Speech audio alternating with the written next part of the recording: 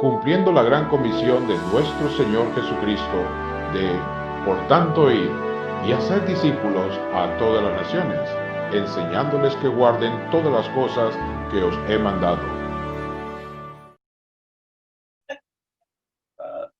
Se me ha hecho un nudo en la garganta.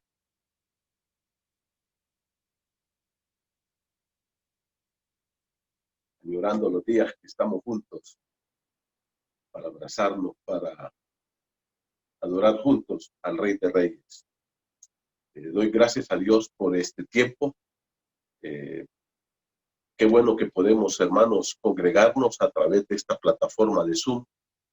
Y quiero dar gracias a Dios por la vida de Pablo, que con gran esfuerzo nos prepara estos videos, pero además también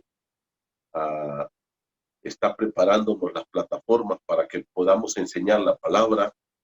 Él es el que está manejando toda esta cuestión de las transmisiones. Y Pablo, gracias, de verdad. Un gran abrazo para ti y gracias por este maravilloso trabajo que estás haciendo. Gracias a Rodolfo que te apoya, gracias a todos los que están apoyando esto, un grupo de jóvenes que también está ahí. Gracias, chicos, gracias a los del Ministerio de Alabanza que también nos preparan las alabanzas para que juntos cantemos y adoremos al Señor. En esta mañana, mis hermanos, queremos recordar a cada uno de ustedes que tenemos unas conferencias especiales a finales de este mes de septiembre. Vamos a estar con un hermano muy preparado, se llama Nelson Morales. Él es chileno, ha vivido en México muchos años, pero ahora trabaja en el Seminario Bíblico en Guatemala, en Ceteca, y es doctor en Nuevo Testamento, y él nos va a estar dando unas conferencias especiales. ¿Por qué tenemos 66 libros en la Biblia? Acuérdense que el último domingo de septiembre es el Día Nacional de la Biblia. Entonces, viernes, sábado y domingo, el último fin de semana del mes de septiembre, vamos a tener unas conferencias especiales. Queremos que usted aparte esas fechas, hermano, que usted invite a sus amigos. Si usted quiere saber por qué tenemos esta Biblia, qué es el canon, cómo se conformó, por qué tenemos estos 66 libros y no otros libros. Hace poco un hermano me llamó para preguntarme por qué, por ejemplo, el libro de Enoc no forma parte del canon bíblico. Entonces, prepare su corazón porque vamos a tener unas conferencias especiales. No se olvide, la última semana, el último fin de semana de septiembre, para celebrar el Día Nacional de la Biblia, hemos invitado a nuestro querido hermano Nelson Morales para que él nos comparta como un experto por qué tenemos esta Biblia, por qué esos 66, por qué no tenemos otros libros y por qué otros quedaron excluidos y cómo fue esto y cómo estamos seguros de esto. Entonces prepárese porque van a ser conferencias espectaculares y gracias a todos los que están listos y los que están preparándose, e invitemos a otros amigos para que aprendamos mucho de la palabra de Dios, especialmente en este tiempo donde la Biblia ha sido bastante desvirtuada. Ahora, hermanos, vamos a estudiar la palabra del Señor. Busque, por favor, el libro de Juan, capítulo 4. Juan 4. Hoy vamos a terminar este capítulo hablando del segundo milagro narrado por Juan aquí en su evangelio. El segundo milagro que Juan narra es la sanidad de un hijo de un hombre que tenía una buena posición con el rey ahí en Galilea. Entonces vamos a hablar de esto y créanme, hermanos, que esta es una enseñanza preciosa. Vamos a estudiar hoy Juan 4 del 43 al 54. Yo quiero que por favor ahí donde están, oren conmigo. No se olviden de estar orando por nuestros queridos hermanos. Hay varios que están pasando por luchas más grandes de las que nosotros mismos estamos pasando en cuanto a la salud, en cuanto a parientes cercanos que están graves. El día viernes en la noche recibí una noticia que me causó mucha tristeza. de la partida a la presencia del Señor de una gran amiga, gran hermana en Cristo, que trabajamos por varios años juntos, pero bueno, se enfermó de este problema y ahora partió a la presencia del Señor. Su familia lógicamente está afectada, su esposo enfermo, ni tan siquiera le han compartido que su esposa falleció. Tantas viudas que tenemos ahorita aquí, mi esposa me hace una lista como de 15, 16 viudas que tenemos, que hay que estar orando y apoyando a estas mujeres, sosteniéndolas en oración, familiares enfermos, hermanos que están luchando con mantener a flote sus negocios, sus empresas, su economía realmente. Oremos por que Dios nos ilumine para saber cuándo, cómo y qué hacer en cuanto a esta apertura nueva. Entonces, hermanos, yo quiero invitarles que ahí donde están, oremos al Señor. Pidamos también esa luz del Espíritu Santo para que entendamos este libro maravilloso. Padre querido, gracias por este tiempo. Señor, tú eres nuestro Dios, tú eres nuestro Padre. En este momento, Dios, te doy gracias porque eres bueno. Podemos acercarnos confiadamente a tu trono de gracia. Podemos llegar hasta ti, mi Dios, y adorar y alabar y exaltar tu glorioso nombre. Padre, te estoy clamando en esta hora que fortalezcas nuestras vidas. Padre, que tú, en el nombre de Jesús, nos levantes con tu poder. Acuérdate que nosotros somos polvo, somos vasos de barro, Señor. Somos débiles, somos frágiles. Pero gracias porque tú vives en nuestro corazón. Y tú eres el Dios todopoderoso que puede sostenernos, puede levantarnos y puede darnos la victoria. Y te la clamamos en el nombre de Jesucristo.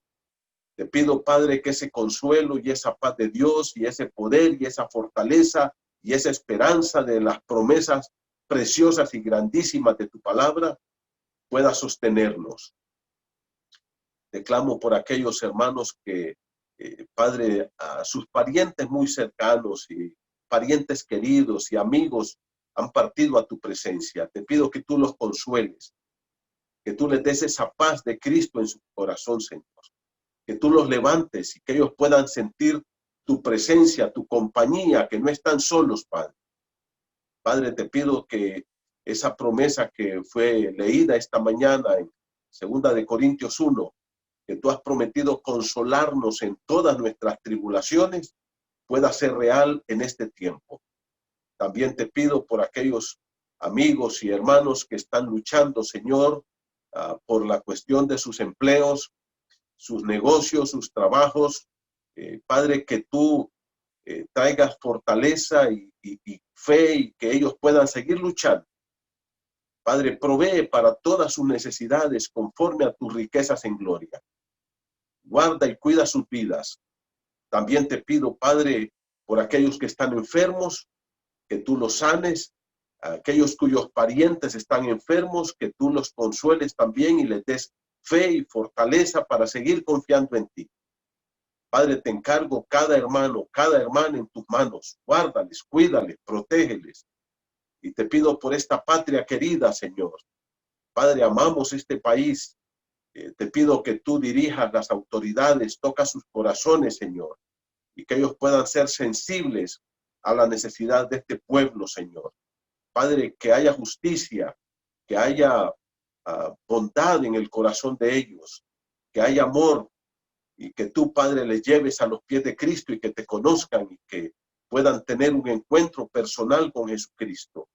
Padre, por favor, salva nuestra patria. Por favor, levanta este país. Este pueblo, Señor, te necesita a ti. Que este pueblo, Honduras, te conozca. Ayúdanos a seguir proclamando el Evangelio de Jesucristo, a llevarlo a cada persona y que cada uno te conozca. Gracias por este tiempo. Ahora, Dios, te pedimos que tú nos ilumines con tu Santo Espíritu y que así como el Espíritu Santo inspiró a aquellos grandes hombres a escribir estas verdades profundas de tu palabra, también tu Espíritu nos ilumine para poder entenderlas en este momento. Padre, gracias por todo. Háblanos. En el nombre de Jesús. Amén. Les voy a pedir de nuevo, hermanos, mantengan su Biblia abierta conmigo ahí en Juan capítulo 4. Este capítulo termina con la narración del segundo milagro que el Señor Jesucristo hizo. Y es interesante que el primer milagro que Jesús hizo, lo hizo ahí en Galilea, en una pequeña aldeíta en las bodas en Caná, cuando el Señor convirtió el agua en vino. Luego el Señor salió para Jerusalén. No sabemos exactamente cuánto tiempo estuvo allá en la fiesta. Limpió el templo, hizo milagros, se quedó, allá platicó con Nicodemo y luego le dijo a sus discípulos, es necesario que regresemos a Galilea. Y eso llega a Samaria y ahí se queda por lo menos unos 2-3 días en Samaria. La Biblia dice 2 días después del día que llegó y luego entonces se fue para Galilea. Y llega a Galilea y de nuevo va a Caná de Galilea. La pregunta es, ¿por qué el Señor regresa a Caná de Galilea? Bueno, porque ahí es donde hizo su primer milagro. Ya la gente ya lo conoce, ya la gente sabe quién es Él. Y ahora entonces vamos a estudiar este pasaje y mire la introducción que nos da. Capítulo número 4, versículo 43 dice, 2 días después. La pregunta es, 2 días después ¿de qué? De que estuvo en Samaria, de que platicó con la mujer. Ahí los samaritanos llegaron y le pidieron que se quedara con ellos ahí. Y dice ahí en el 4:40, si usted mira conmigo, entonces vinieron los samaritanos a él y le rogaron que se quedara con ellos y se quedó allí 2 días. Probablemente el Señor, bueno, en su plan eterno ya lo tenía contemplado, pero el plan de él era ir a Galilea. Pero los samaritanos le piden que se quede, él se queda con ellos 2 días, les predica el evangelio, muchos de ellos se convierten. Y luego, ¿qué dice? Bueno, salió, versículo número 43, y fue a Galilea, porque Jesús mismo dio testimonio de que el profeta no tiene honra en su propia tierra.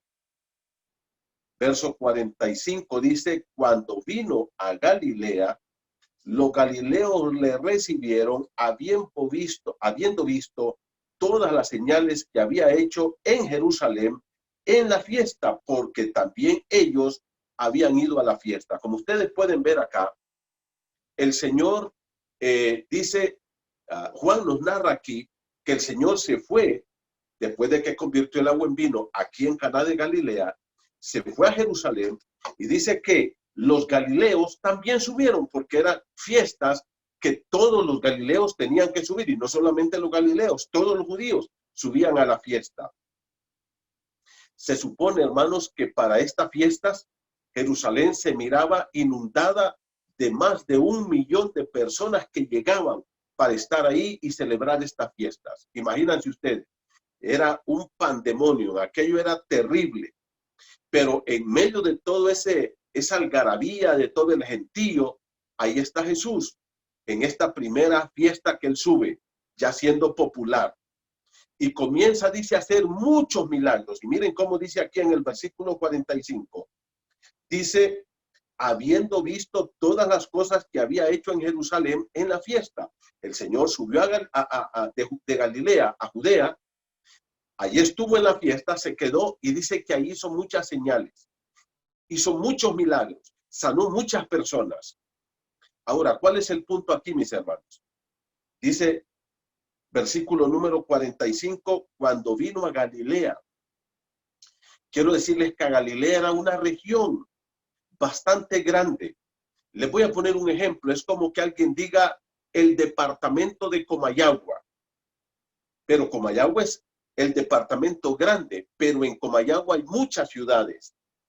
Ahí podemos mencionar, por ejemplo, Taulavesi, Guatepeque, Comayagua, Lamaní, Lejamaní. Todas estas son municipios, ciudades del departamento de Comayagua. Pues Galilea era como eso, el departamento grande, el territorio grande.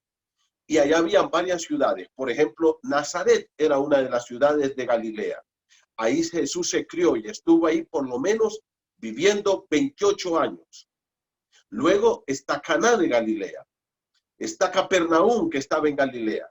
Está Decápolis, que estaba también ahí en Galilea. Genezaret, perdón, estaba en Galilea. Ahora entonces hay varias ciudades y todos se alborotan cuando llega Jesús. Los galileos de todas estas ciudades. Alguien avisa y les dice, Jesús viene para acá. Y dice que hubo un alboroto en toda la provincia, en todas estas ciudades. Y dice el versículo 45, cuando vino a Galilea, los galileos le recibieron. Los galileos habla de todo. Parece que salió una masa de gente también a encontrar a Jesús después de que estuvo allá en Samaria.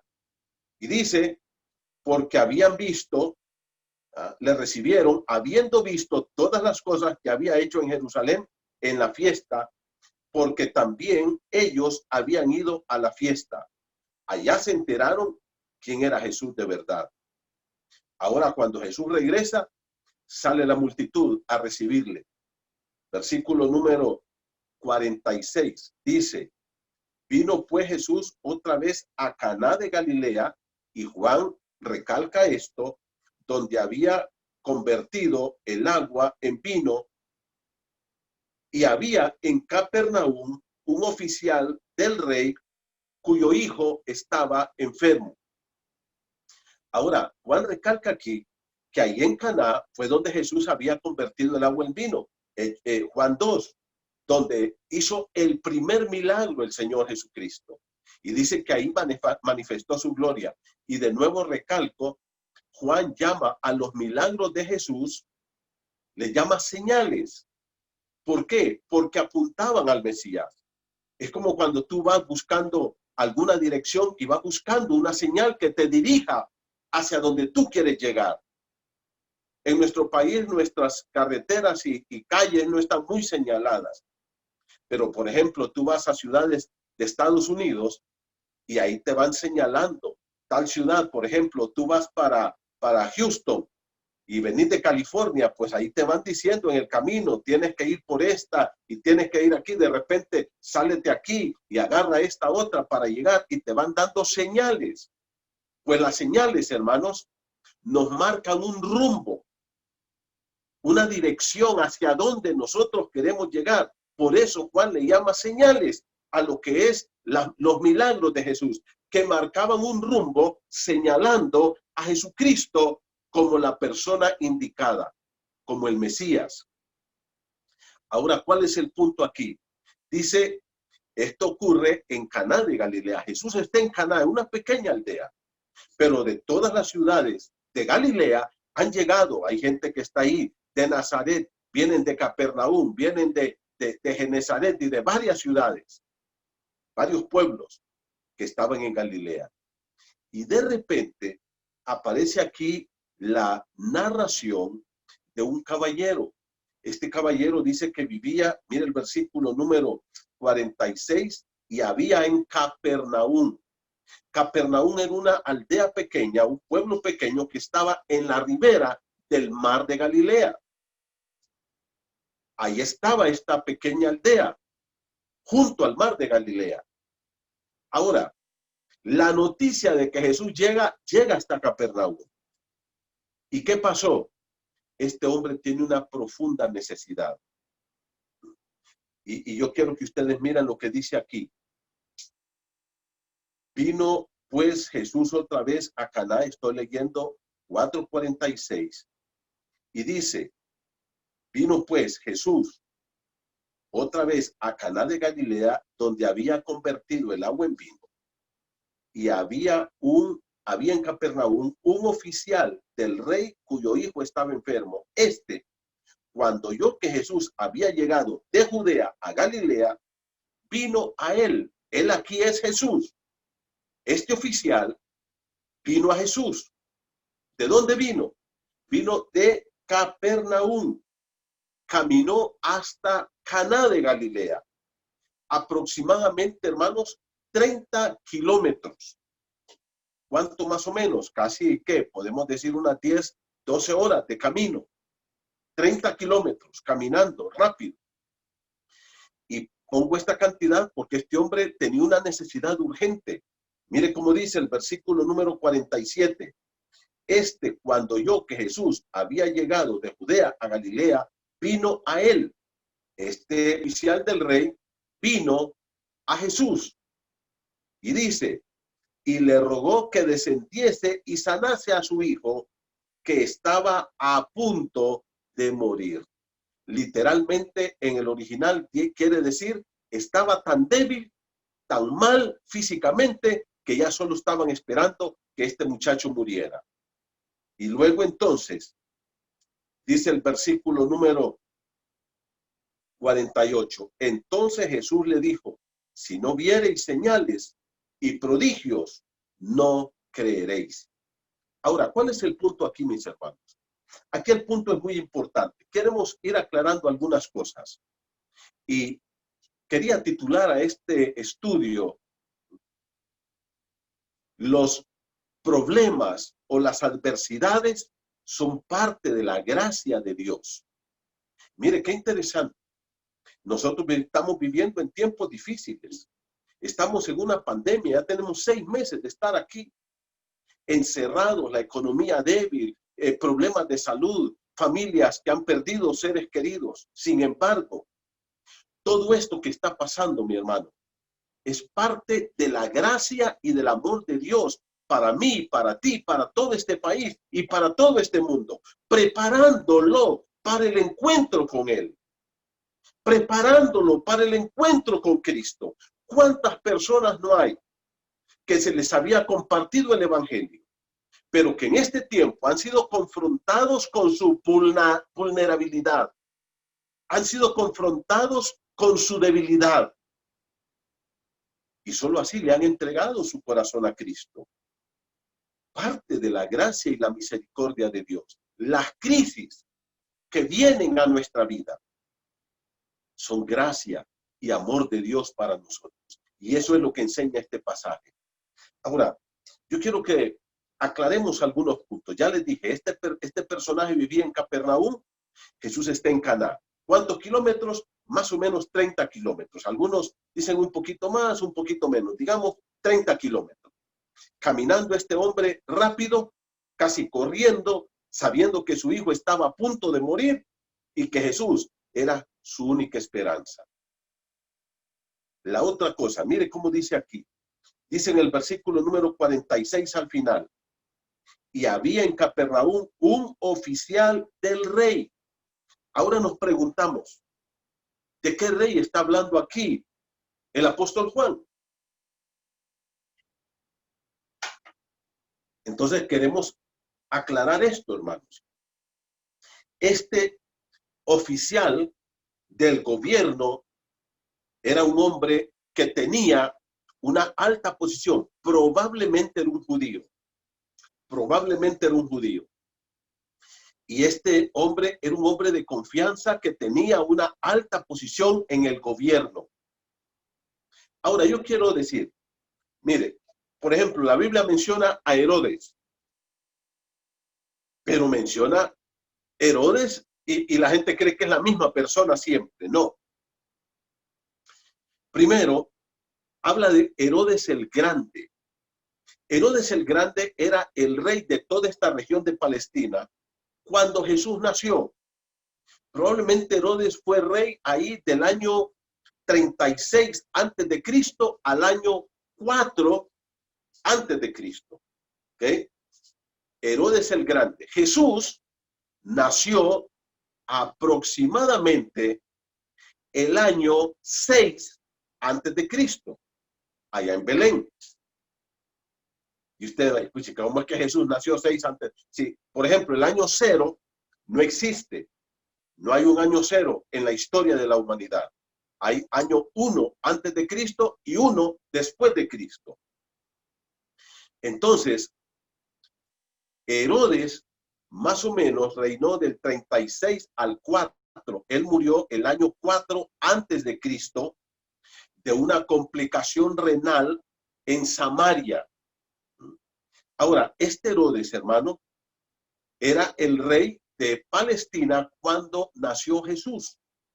Este Herodes el Grande fue el que mandó a matar los niños ahí en Mateo capítulo 2, versículo 16, cuando llegaron los magos del oriente. Dice en el verso 16, al verse burlado, mandó a matar a todos los niños menores de 2 años que habían en Belén. Era un hombre sanguinario, cruel, perverso, malo, lo peor de ser humano que usted puede pensar. Ese era Herodes el Grande. Pero era un hombre muy astuto políticamente hablando. No sé si los políticos siempre han sido así, mis hermanos. Sin ofender los presentes, pero incluyéndoles a todos. ¿Ok? No sé si siempre han sido perversos, pero astutos. Y este hombre era muy astuto, muy malo, asesino, cruel. Bueno, él tuvo 10 esposas reconocidas, aparte de sus concubinas y amantes y todo lo demás. Tuvo 16 hijos reconocidos. Herodes el Grande. Y él murió. Murió unos meses después de que mandó a matar los niños ahí en Belén, el año 4 antes de Cristo. El Señor Jesús ya tiene 2 años cuando muere Herodes, y recuerdan que el ángel lo saca a Egipto con José y María. Ahora, hermano, cuando Herodes muere, él se da cuenta que tiene un problema. ¿Y cuál es el problema que tiene Herodes? El problema que tiene Herodes es que tiene muchos hijos, pero todos son perversos y malos como él, pero son torpes, estúpidos. No tienen su inteligencia y su brillantez, ninguno.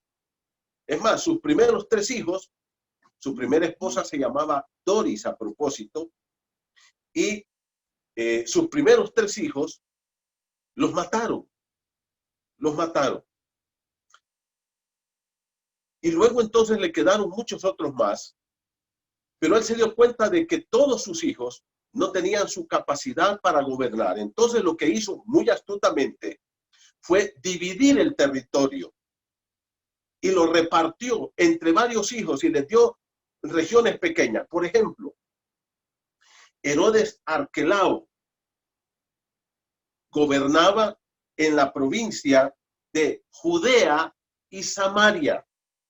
Arquelao, Herodes Arquelao. Cuando usted sepa de Herodes Arquelao, que diga Arquelao, era el rey que dejó Herodes el Grande en Judea y Samaria. Luego está Herodes Antipas, llamado también como Herodes el tetrarca de Galilea, o el tetrarca.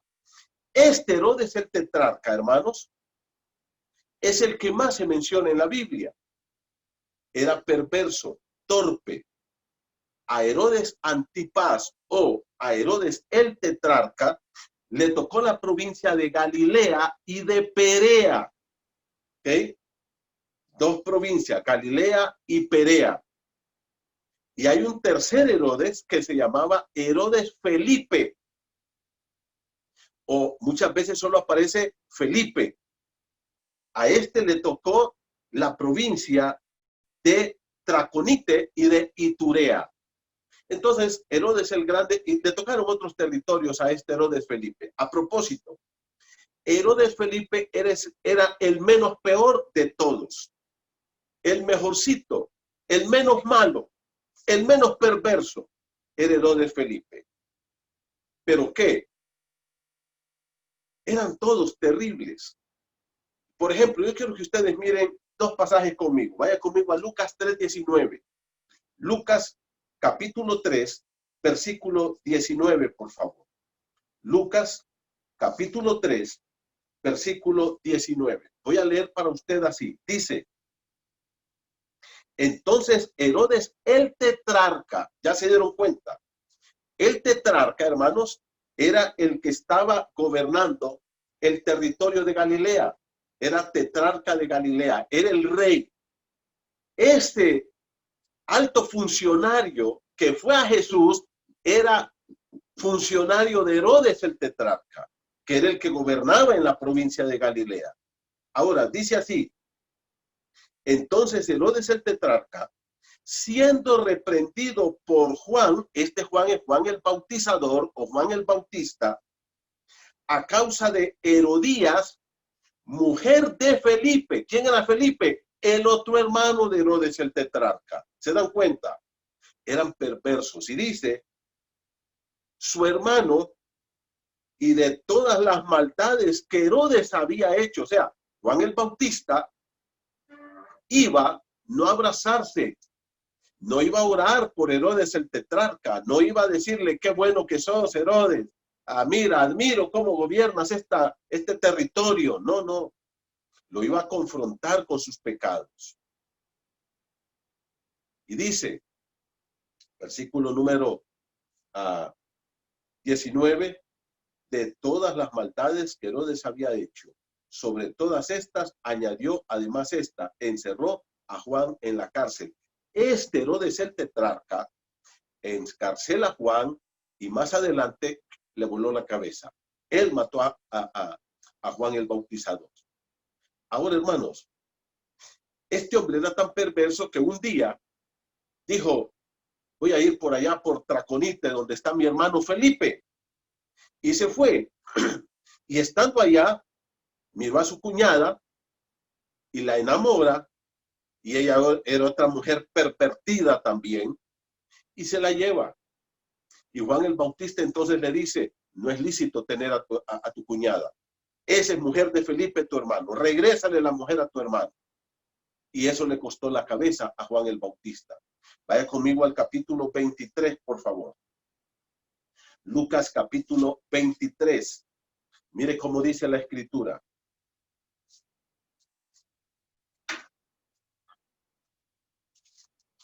Vamos a leer la palabra del Señor. Lucas 23, 6. Ahora, aquí tenemos otra historia.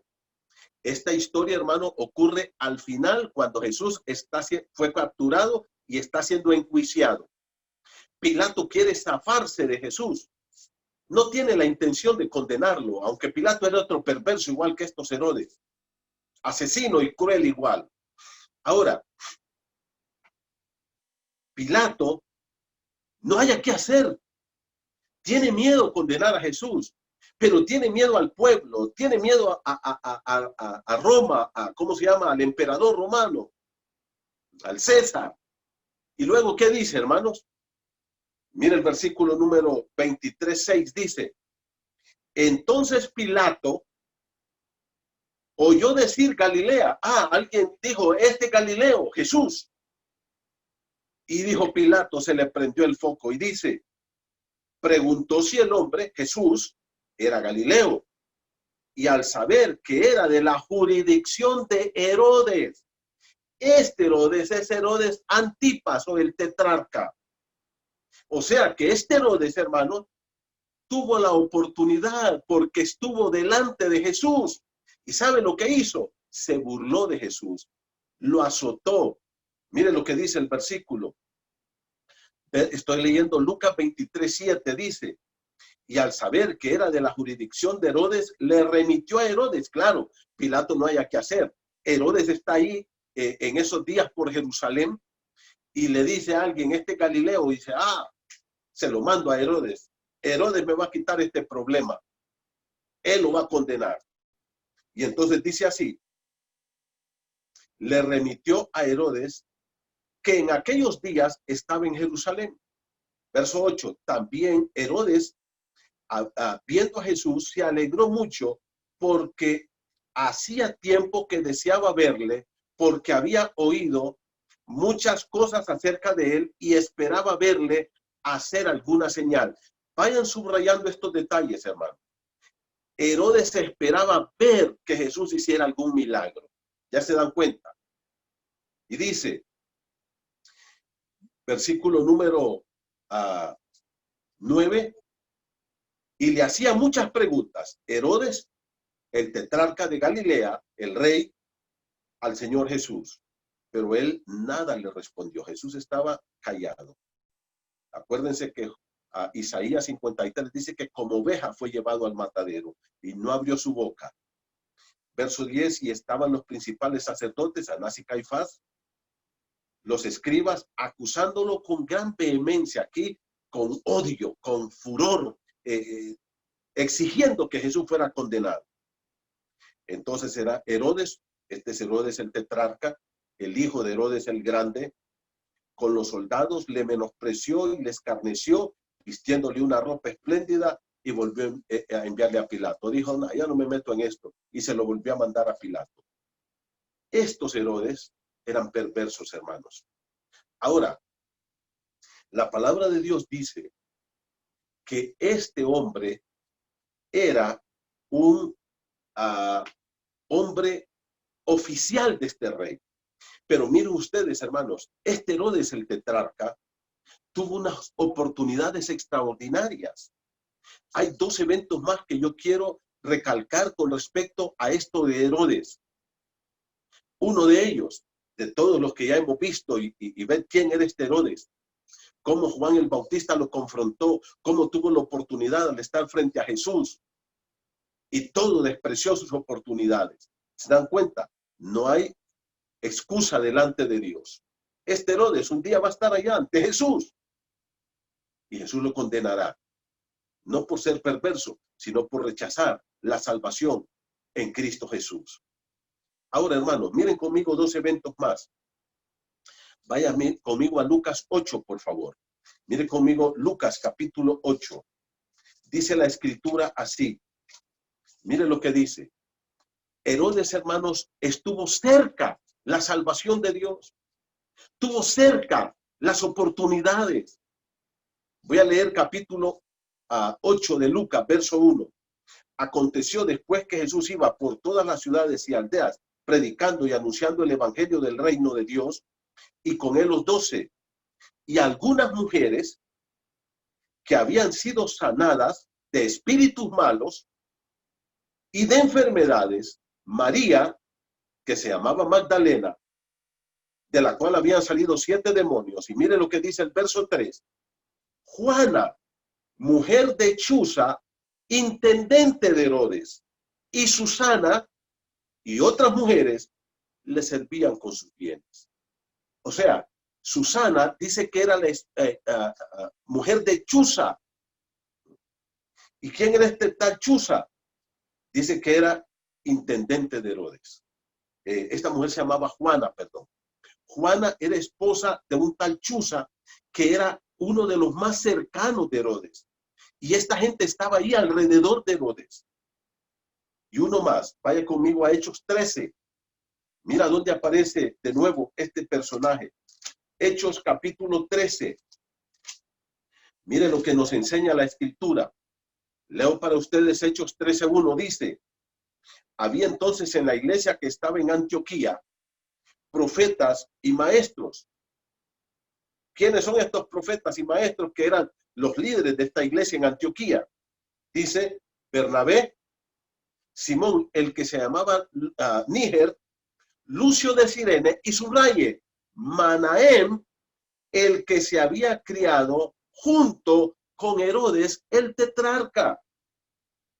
Manahem era un convertido, seguidor de Jesús, que dejó Galilea y se vino a esta ciudad, a Antioquía, pero él era cercano a este Herodes. Herodes tuvo sus oportunidades, pero tristemente las rechazó. Ahora, ¿qué ocurre? Ahora aparece un personaje más. Vaya conmigo a Juan. Aparece aquí, mis hermanos, uno de sus más cercanos, un oficial, un hombre que estaba en la corte del rey. ¿Qué le hacía falta a este hombre? Mire, este hombre tenía dinero, era oficial del rey, ganaba muy bien, tenía fama, tenía poder, tenía comodidades, era popular, tenía todo lo que un ser humano podía haber deseado en ese tiempo. La pregunta es, ¿qué le hacía falta? Nada. Este oficial del rey, hermanos, era un hombre que lo tenía todo. Tenía fama, poder, dinero, todo el mundo a sus pies. En toda la provincia era oficial del rey. Era un hombre de confianza del rey. Pero llega un momento que su hijo enferma. Y él empieza a ver a su hijo de mal en peor, de mal en peor, de mal en peor. ¿Y cuál es el punto aquí, hermano? La gracia de Dios, el amor de Dios. ¿Qué pasó? Lo que pasa es lo siguiente.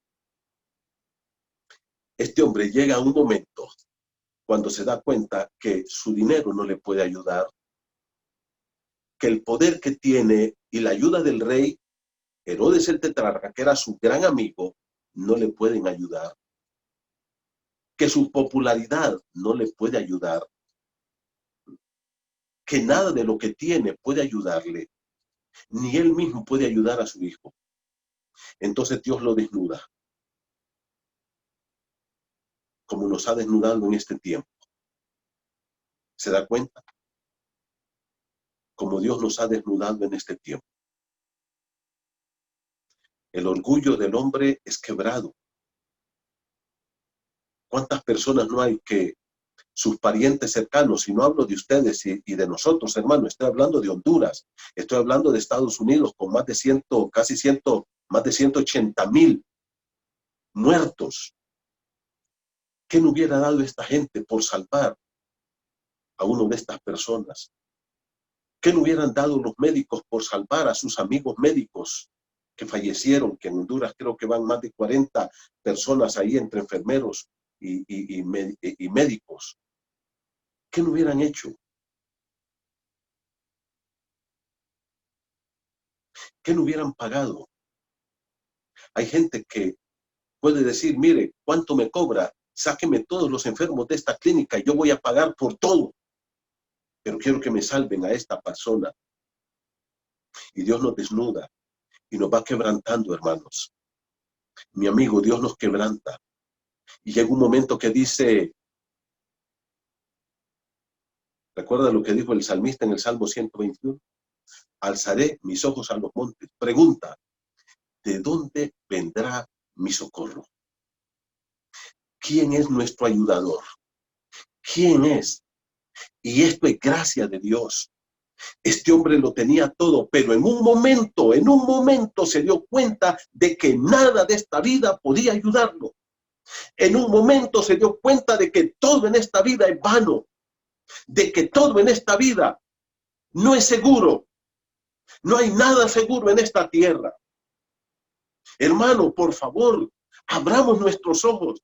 Primero nosotros como pueblo de Dios entendamos que esta pandemia nos ha venido a desnudar nuestra flaqueza, nuestra vulnerabilidad, nuestra debilidad. Me acuerdo un día el doctor M. Cherenfant, que sale ahí los sábados por la noche, y dijo, antes de que empezara esta pandemia, ya para empezar, yo quiero saber qué van a hacer los que se robaron todo el dinero del seguro cuando les pegue coronavirus. ¿Qué van a hacer con esos millones? ¿Cuánto van a pagar para que los salven de esta pandemia? Y al final, ahí mismo van a ir todos ellos. Porque el dinero, mi hermano, no es lo más importante de este mundo. El dinero no compra ni salud, ni enfermedad, ni amor, ni fidelidad, ni salvación. No lo compra. Y esta pandemia nos ha desnudado. Y Dios lo que quiere es quebrantar esa cáscara de orgullo que hay en todos nosotros. Gente que cree que su título le va a ayudar, que con su título está seguro, que aquí hay gente que me ha dicho, pastor, yo tenía 30 años de trabajar, 25 años de estar en esta empresa y me despidieron. Yo pensé que estaba todo seguro y que ahí me iba a jubilar y que ya estaba mi vida hecha. Dios quiere quebrar esta cáscara de orgullo, hermanos. Mi amigo, Dios quiere quebrar esta cáscara de orgullo. Este hombre lo tenía todo. Tenía dinero, tenía fama, tenía poder, tenía posesiones, tenía influencias, tenía todo lo que un ser humano puede querer, puede desear. ¿Y sabes una cosa? Cuando vio a su hijo ahí muriendo, dijo, ¿de dónde vendrá mi socorro? ¿Quién me podrá ayudar? Se acordó. Dicen que Jesús está aquí. Jesús ha llegado. Y él fue. 30 kilómetros. Se humilló. Dijo, no tengo más opción. Y ese es el punto, hermano. Amigo, este es el punto, llegar a reconocer que no hay opciones. No tenemos opción. Este hombre se humilló, se quebrantó y dejó todo lo que tenía, lo tiró y dijo, voy a buscar la única persona que me puede ayudar, que me puede salvar a mi hijo y a nosotros. Jesús. Un día, un hijo le dijo a su padre, padre, estoy harto de vivir contigo, quiero que me des todo, mi herencia, y me voy. El padre le dio su herencia y se fue. La Biblia dice que este hombre vivió perdidamente. No sabemos qué significa lo que hizo dentro de esa palabra perdidamente. Usted puede poner cualquier cosa y se le acabó todo. Y vino una gran hambre, vulnerabilidad. ¿Te das cuenta? Somos vulnerables. Todo se le acabó. Ya no había riqueza, no había dinero, no había fama, no habían amigos, no había nada. ¿Y qué pasó? Dice, se fue a apacentar cerdos, un judío, animales inmundos. ¿Y sabes qué pasó? Dice la Sagrada Escritura que aquel hombre, estando en su máxima humillación, quebrado, esa cáscara de orgullo quedó deshecha. Vino un momento de lucidez mental. Y dice, y volviendo en sí, dijo, hombre, ¿qué estoy haciendo? ¿Hasta dónde he llegado? Mira lo que me está pasando. Volveré a mi padre. Y ese padre en esa parábola representa a Dios. Y ese hijo, rebelde, pecador, abandonado, nos representa a nosotros. Que tenemos que quebrar esa cáscara de orgullo que tenemos. Esa concha de orgullo. Y quebrantarnos y decir, no tengo opciones. Un momento de lucidez mental que nos lleve a Jesús. ¿Sabe quién no tuvo esa lucidez mental? ¿Sabe quién nunca quebró su cáscara? Herodes. ¿Vieron cuántas oportunidades tuvo? Incluso de tener a Jesús frente a él, de platicar con Jesús. Pero su soberbia, su arrogancia, su prepotencia, lo llevó lejos de Jesús. Ahora tenemos aquí a un padre que dice, no, yo quebranto mi orgullo. Nadie me puede ayudar. Se quebranta y se va a buscar a Jesús. Caminando 30 kilómetros, casi corriendo. Me imagino que llegó exhausto, que llegó sudado, cansado, agotado, pero estaba con la persona indicada. Ahora yo quiero que mires lo que dice aquí. Le dice a Jesús, versículo 47 dice, versículo 47, vino a Jesús, este hombre, este oficial del rey, y le rogó una actitud humilde, una actitud de necesidad. Cuando yo ruego es porque necesito. Hay que rogar con humildad. Esto es no más orgullo, no más soberbia. Yo necesito solo de Dios. Renuncio a mi dinero, a mi fama, a mi poder, a mis títulos, a mi casa, a todo lo de este mundo. Y reconozco que solo Jesús es mi ayudador. Y dice, le rogó que descendiera. Mira, le dijo, maestro, ven conmigo. Ve a Capernaum, vamos 30 kilómetros. Ahorita mismo, aunque estoy cansado y exhausto, yo me voy contigo. Para que sanase a su hijo. Y me encanta lo que Jesús le dice. Mira cómo Jesús le dice. Ya vamos a retenernos en esto un poquito. Mira el versículo número 48. Entonces Jesús le dijo, si no viereis señales y prodigios, no creeréis. ¿Te das cuenta lo que dijo Jesús? Ver. ¿Te acuerdas de Juan 2? Dice que la gente vio las señales y creyó en Jesús. Pero no fue que creyó, sino se le alborotó la curiosidad. No sé por qué el ser humano es tan curioso. La Biblia dice que el ojo no se cansa de ver. Y vemos y vemos. A mí me asombra como a veces vamos en una calle, en una avenida, en una arteria vial, en una carretera, y hay un accidente y miramos a aquel gentío curioseando. ¿Cómo alguien puede estarse curioseando? Alguien que está muriendo ahí, alguien que está hecho pedazos, alguien que está herido. Pero así es el ser humano. Ahora, ¿se imaginan ustedes, hermanos, lo que pasaría si en este momento llega una persona aquí, a Tegucigalpa, y va allí al hospital escuela y pone la mano sobre cada uno de los que están ahí graves y saltan y salen corriendo y se van a su casa, y de repente el hospital está vacío, y después se va allá al tórax, y después se va allá al Hospital María, y después se va allá al Seguro Social, y de repente todos los hospitales están vacíos? ¿Qué pasaría? Serían millones de personas atrás de este personaje, porque quieren ver, porque están curioseando. Y Jesús dice, si no viereis señales y prodigios, no creeréis. Hermano, esta frase de Jesús es clave. ¿Sabe por qué?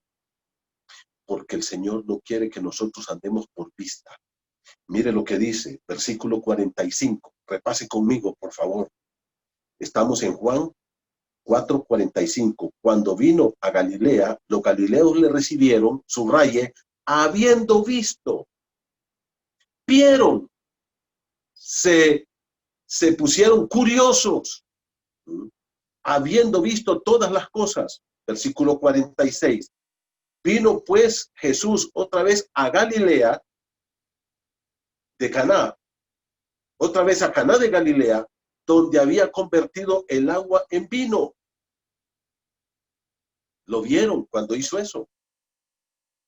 Lo vieron. Y luego, ¿qué dice? Mira el versículo número 48. Jesús dice, si no viereis las señales y prodigios, no creeréis. Ahora, hermano, quiero decirte esto. Mi amigo, escucha bien. La salvación y la fe no vienen por ver. Nosotros somos demasiado curiosos. ¿Te acuerdas lo que Herodes dijo allá? Cuando leímos Lucas 23. Dijo, tengo ganas de ver porque quiero ver que me haga un milagro. Quiero ver si este es tan bueno como dicen. Sin embargo, hermano, la salvación, el crecimiento espiritual, no viene por ver. No es viendo. Mira algunos pasajes conmigo. Ve conmigo a Mateo 22, por favor. Vamos a ir rápido. Mateo capítulo 22. Mateo 12. Disculpen, Mateo 12. Dice en Mateo 12, del versículo 22 hasta el versículo 45, el Señor hace un milagro. Mira cómo dice Mateo 12, 22. Entonces fue traído al Señor Jesucristo, un endemoniado ciego y mudo, y le sanó. De tal manera que el ciego y el mudo veía y hablaba. O sea, lo traen ciego, lo ponen ante Jesús, Jesús lo sana y queda sano completamente. La gente empieza a decir, este es el Mesías. Pero ¿qué dijeron los demás? Los fariseos. Este es cierto que hace milagros, pero los hace en el poder de Satanás. Como ellos no podían atacar el milagro porque, ¿se acuerdan las características que tenían los milagros de Jesús? Eran instantáneos, eran reales, eran inobjetables. Ahí estaban, evidentes. Como no podían atacar el milagro, atacaron la fuente de los milagros. Y dijeron, este no hace milagros, sino por el poder de Satanás. No creyeron. Después de que Jesús portentó su milagro, mire usted en el versículo número 46. Déjeme ver. Versículo número, aquí mismo en el libro de Mateo, capítulo 12. Dice, versículo 38. Mire conmigo, por favor. Mire conmigo. Acaban de ver un milagro. Y en vez de creer, le dicen, este hace milagros por obra de Satanás. Y ahora mire el verso 38, dice. Entonces respondieron algunos de los escribas y de los fariseos diciendo, Maestro, deseamos ver de ti señal. ¿Cómo es posible si acaban de ver un milagro? Y dentro del milagro, ahí están todavía platicando con Jesús. Probablemente el hombre está ahí delante de ellos todavía, porque mira, la plática no ha terminado con ellos. Ahí en Mateo 12, y le dicen, Maestro, ¿nos puedes dar una señal de que tú eres el Mesías? Y Jesús se las está mostrando, pero ellos no la quieren ver. La fe no viene por ver. ¿Te acuerdas Lucas 16? El Señor narra la historia del rico y Lázaro. Los dos murieron y los dos, el Señor nos narra allá al otro lado, después de la muerte, que uno está en el cielo y otro está en el infierno. Y dice, mire conmigo Lucas 16, vamos ahí, porque es interesante lo que dice ahí. Lucas capítulo 16, dice así, versículo número 27, la plática que sostiene el rico desde el infierno con Abraham, que está al otro lado, con Lázaro allá en el cielo. Y dice, entonces le dijo, el rico en el infierno le dice a Abraham, que está en el cielo, te ruego pues, Padre, que envíes a Lázaro a la casa de mi padre, porque tengo 5 hermanos, para que les testifique, a fin de que no vengan ellos también a este lugar de tormento. Abraham le dijo, ahora le responde Abraham al rico, a Moisés y a los profetas tienen, óiganlos. Esto, hermano, es una figura de lenguaje que se llama metonimia, una metonimia. ¿Qué es una metonimia? Usar una parte por otra. Moisés aquí es el Pentateuco y los profetas son todos los libros desde Josué hasta Malaquías. En otras palabras, Abraham le dice, allá tienen la palabra de Dios, todo el Antiguo Testamento. Si quieren saber cómo ser salvos, oigan lo que dice la Biblia. Óiganlo.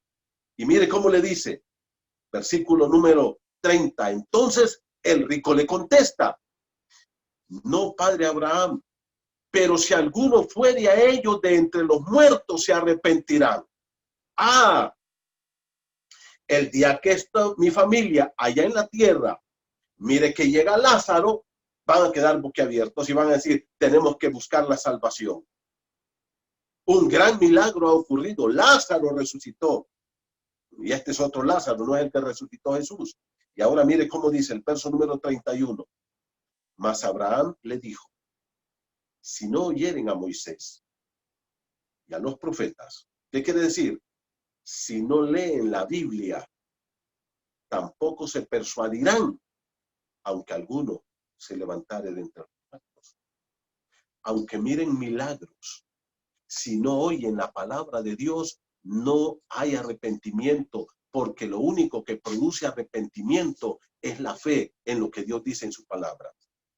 Y quiero que vayas conmigo, por favor, al libro de Romanos 10. Mira conmigo Romanos 10. Vamos a leer lo que dice la Escritura. Romanos capítulo 10. Mire qué interesante lo que el Señor dice. Cuando le dice a este hombre, si ustedes no ven, no quieren creer. Pero no es el ver que nos lleva a la fe, es el oír. Y dice, versículo 8, voy a leer, por favor lee la palabra en Romanos 10, 8. Dice, mas, ¿qué dice? ¿Qué dice el Evangelio? La salvación que Dios nos ofrece. Cerca de ti está la palabra. Vayan subrayando. Cerca de ti está la palabra. en tu boca y en tu corazón. Subrayen, por favor. Y esta es la palabra de fe que predicamos. Que si confesares con tu boca que Jesús es el Señor y creyeres en tu corazón que Dios le levantó de los muertos, serás salvo. ¿Creer qué? La palabra que se predica. Versículo número 10.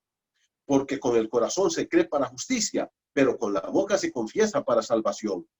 Pues la Escritura, subraye, dice, la Escritura dice, todo aquel que en él creyere no será avergonzado, porque no hay diferencia entre el judío y el griego, pues el mismo que es Señor de todos es rico para con todos los que le invocan, porque todo aquel que invocare el nombre del Señor será salvo, no el que hace obras, el que invoca el nombre de Cristo, aquel que se quebranta en su orgullo y dice, no puedo confiar en nada más que en Cristo para la salvación de mi alma. Versículo 14. ¿Cómo pues invocarán a aquel en el cual no han creído? ¿Y cómo creerán en aquel de quien no han oído? Subraye, oír. ¿Y cómo oirán? Oír. Sin haber quien les predique, predicar. Versículo 15. ¿Y cómo predicarán si no fueren enviados? Como está escrito. Cuán hermosos son los pies de los que anuncian la paz, de los que anuncian buenas nuevas. Y aquí pies es otra metonimia. No son los pies, es la persona. Cuán hermosa es la persona que anda predicando el evangelio. Versículo 16. Mas no todos obedecieron al evangelio. ¿Qué es el evangelio? La palabra que se predica. Pues Isaías dice, ¿quién ha creído a nuestro anuncio? ¿Qué anuncio? El anuncio del evangelio. Así que, conclusión, la fe es por el oír y el oír por la palabra de Dios. La fe se produce a través de la palabra. Es la Biblia la que desarrolla la fe en nosotros. Terminemos con Juan capítulo 4, por favor. Cristo les dijo, si ustedes siempre quieren estar bien, y miran y no creen. Jesús mismo no creía en ellos. Y aquel hombre le está suplicando a Jesús. Versículo número 49, estoy leyendo Juan 4, 49, y el oficial del rey le dijo, Señor, desciende antes que mi hijo muera. Por favor, ve, mi hijo se me está muriendo. Casi llorándole. Entonces Jesús le dijo, voy a leer para ustedes el verso 50. Ve, tu hijo vive. Y mire, subraye esto. Y el hombre creyó la palabra que Jesús le dijo y se fue. No miró. No miró. Su hijo estaba a 30 kilómetros. Creyó la palabra y se fue. Y caminó 30 kilómetros de regreso. Y llega a su casa. Y salen a recibirle, le dice, claro, era un hombre muy conocido. Era popular. Y por ahí alguien dijo, allá viene el oficial del rey. Y salen corriendo y le dicen, caballero, tu hijo está sano completamente.